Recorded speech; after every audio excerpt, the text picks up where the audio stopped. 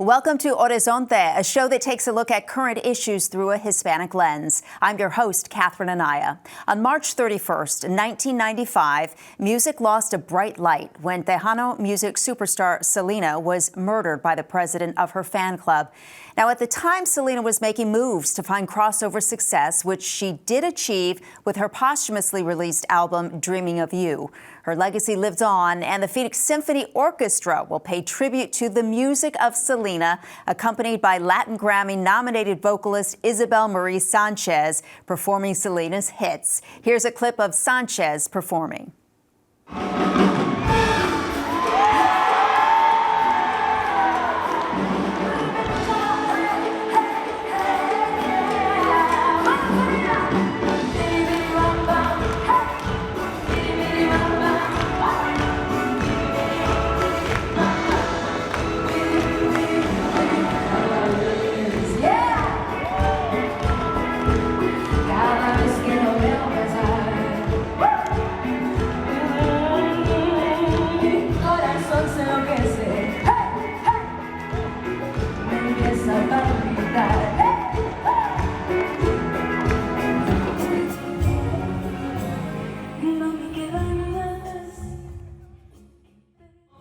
Please welcome to Horizonte, Isabel Marie Sanchez. Isabel, thank you so much for joining us. Thank you so much for having me. It's a pleasure. Your music, your voice, it's just amazing. Thank you. So powerful, so beautiful. You make me want to dance. It's hard not to dance when you're singing Selena songs. That is so true. How would you describe Selena's legacy and how she continues to resonate with audiences of all ages after so many years? It's amazing to see. I mean, Selena has definitely been an idol in my life and a lot of the Latin community.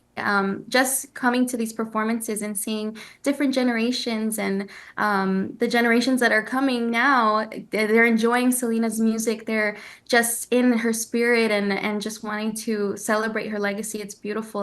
And she was just a powerhouse. She was able to, sing a country song or a ballad or a cumbia and still sound amazing at the drop of a hat. And she was definitely something that we're never going to have ever again. There's never going to be another Selena. And, doing these tributes, we're, trying to be as respectful as we can, especially with her family. And it's the only approved tribute by the Quintanilla family. But it's definitely beautiful to see that, I have just a little part of just of the history of this. So it's amazing. It's fantastic. And she really could sing anything and everything. She can sing anything. Yes. So performing with the Phoenix Symphony is very exciting. Tell me a little bit about the kinds of songs that you'll be performing, because she had so many hits that resonate with so many people. It was definitely hard to narrow down what songs we were going to choose and everything, but there was a great team. And the first show that we did in Houston, I was 15 years old, and it ranges from her older songs from when she was younger to her most famous songs, Bidi Bidi Bam Bam, Amor Prohibido, Como la Flor. It's just a very fun show. It's something that we encourage the fans to get up and dance for and have a great time, cry with me, sing with me as loud as they can.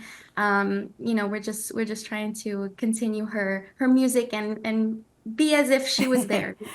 Well, you mentioned that you listened to her music when you were growing up. How has she influenced you through the years? Wow. And your career?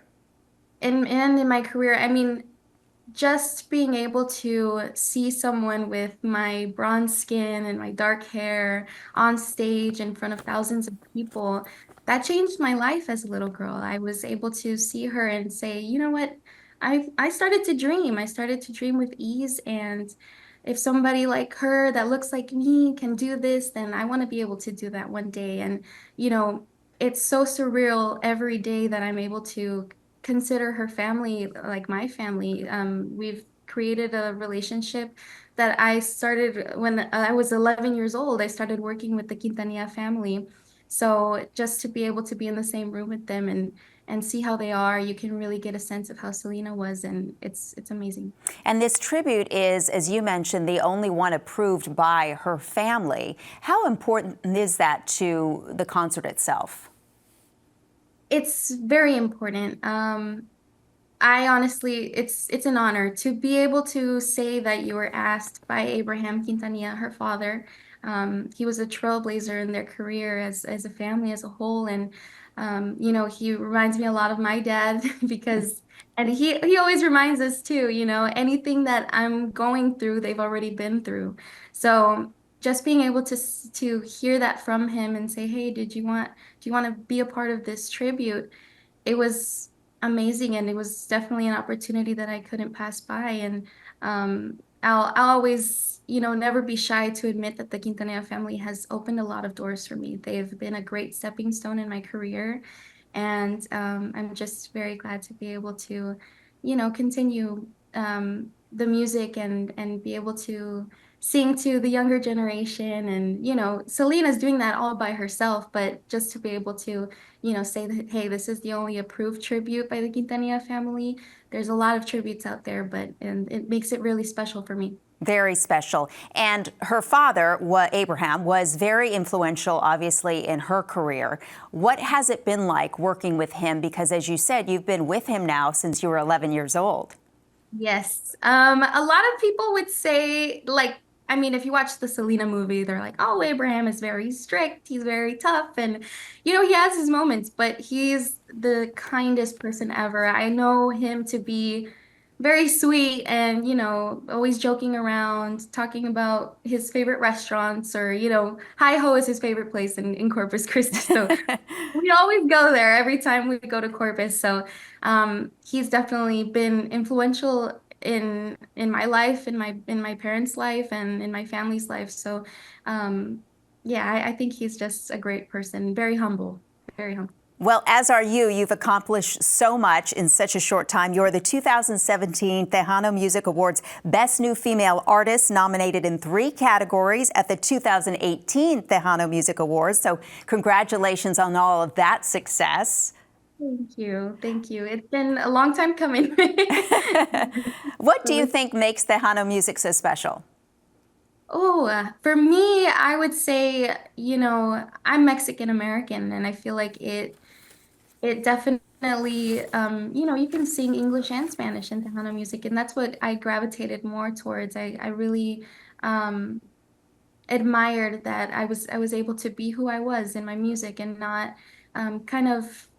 I never really pigeonholed myself into anything, but it definitely. I never want to leave my Tejano fans, and they are loyal fans and very loving. So just to be with them in my journey, it's been amazing. What's it been like working with a symphony? Because most people would not think that the symphony is where you're going to go to get up and dance and clap your hands and sing and cry and all of that. But this is what you're going to be doing with the music of Selena. Well, every time that we've gone to a different city with this show, all the symphonies have been very surprised. It's the loudest crowd that they've seen. It's, the most fun. Everyone's dancing. People are dressed up like Selena. It's something that we are so grateful for. I'm so grateful that, you know, the Latino community can come into an area where, sometimes it's more classical. It's not something that we would reach for, but once you're there, you're like, hey, I want to do this again. I want to see the symphony. I want to see, because they also do some songs from their repertoire as well. So be able to mix that and just be able to indulge in it. It's beautiful, and all the fans definitely want to go again. So How much do you have to rehearse for a concert like this? well, these are very musicians.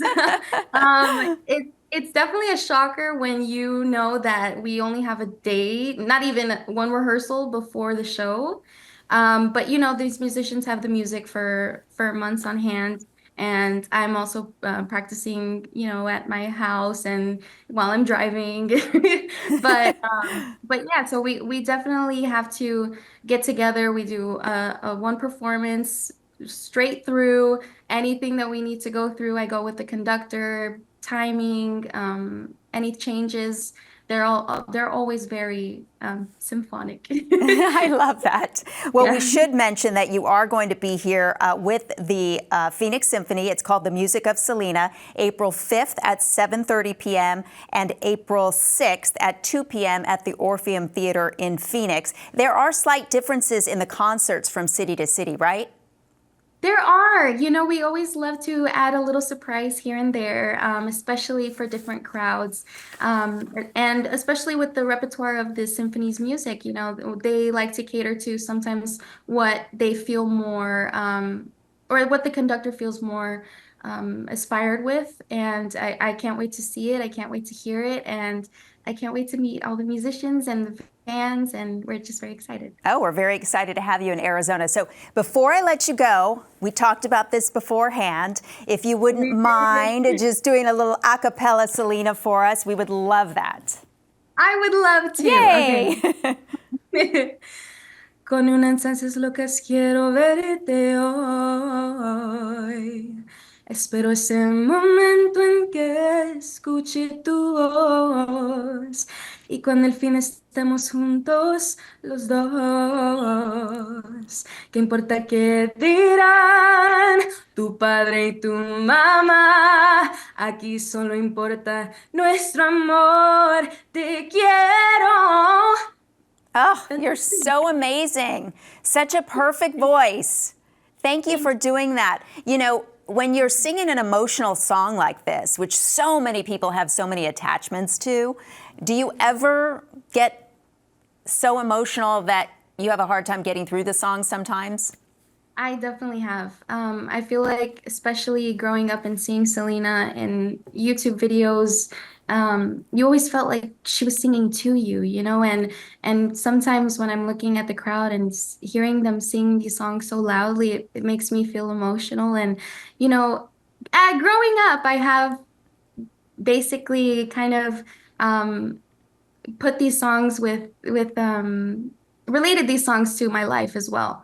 So I definitely, if I'm going through a heartbreak or if I'm in love, it kind of is a little bit harder to go through. All those moments of life. Yes, exactly. Isabel, thank you. You're so wonderful. I really appreciate you spending the time with us and sharing what this process has been like for you. Thank you for having me. Can't wait to see you there. Can't wait to see you too. Thanks, Isabel. And that's our show for Horizonte and Arizona PBS. I'm Catherine Anaya. Thank you so much for joining us.